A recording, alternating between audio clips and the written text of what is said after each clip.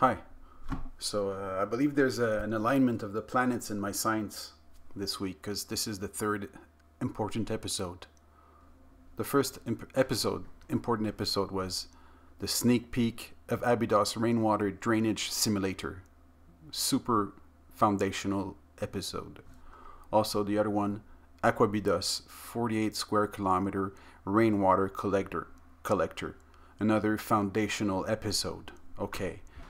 And today, more stuff. Okay, we're revisiting an older episode that was titled, you can see on the upper right here, See the Causeway Site in Action, where receding water in the causeway mortuary temple was created a suction that entered the causeway tube and then went to the valley temple, sucking fresh water, well water, into the valley temple.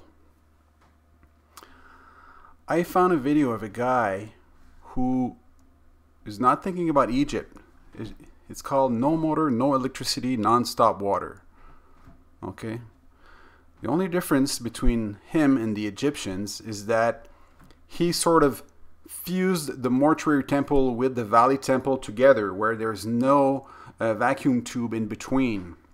And the disadvantage of that is that you'll have fresh ground drinkable water pouring into plateau water, which is, reservoir water, not necessarily drinkable.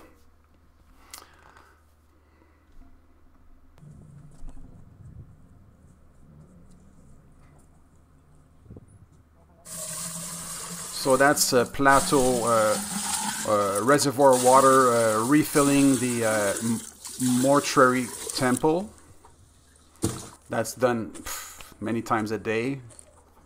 Just refill and re-empty, refill and re-empty. Just continue to power the reservoir into the temple.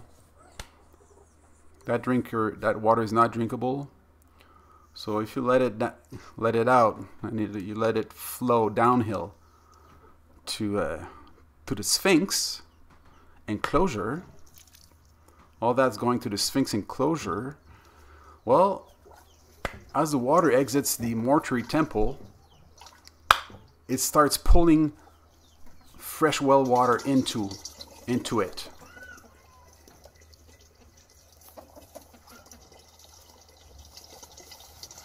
There we see the fresh groundwater being pulled into the valley temple, which is separated from the mortuary temple in Egypt's case by this vacuum tube on the causeway, which has the main advantage of segregating fresh drinkable water from discardable plateau reservoir water. There you have it.